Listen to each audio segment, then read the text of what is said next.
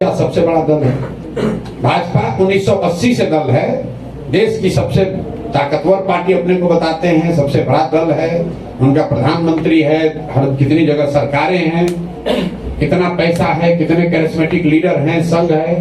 भाजपा को 19.6% वोट आया था बिहार के विधानसभा चुनाव में, और 2 अक्टूबर को जो दल बना उसको 10% वोट आया उपचुनाव में।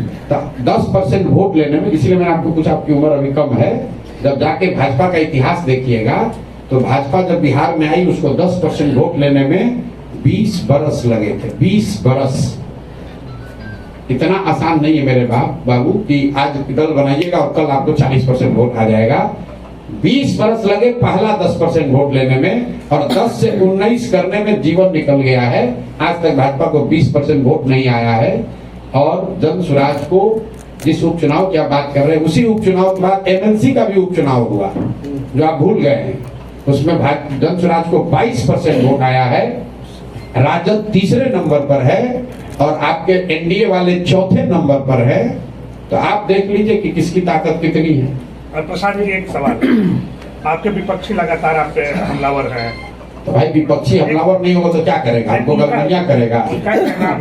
इंडिया वाले कह रहे हैं कि ये एनडीए के बी टीम है, और बीजेपी वाले जो हैं एनडीए वाले वो कह रहे हैं कि इंडिया गठबंधन की बी टीम है। ये देखिए, कम से कम आप लोग अब खुद ही से उत्तर दे रहे हैं। हम जब शुरू किए थे तो लोग कहते थे बीजेपी के बी टीम है, अब दोनों कह रहा है कि ये दूसरे के बी टीम है।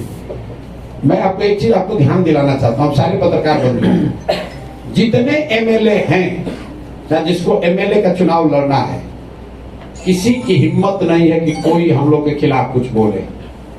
बोल कौन रहा है? जो एमएलसी है, जिसको चुनाव नहीं लड़ना है। जिसको चुनाव लड़ना है उसका बाप बाप कर रहा है कि भैया जन स्वराज वाला किसका कितना नुकसान करेगा उसको पता नहीं। आप जिस, अब हमको खुली चुनौती दे रहे हैं, जिस एमएलए को लगता हो जो बहुत बड़ा पॉपुलर बादशाह है राजनीतिक तौर पर, वो आकर बोल दे चुन, और उसके बाद फरियाद लेंगे उसे हम लोग। जितने बयानबाज हैं विपक्षी दलों के, जो आपने कहा हमलावर, हमलावर कौन है? जिसको चुनाव नहीं लड़ना है तो हमलावर है। जिसको चुनाव लड़ना है उसको जमीन खिसकती दिख रही है और वो बहुत ज्यादा घबराया हुआ।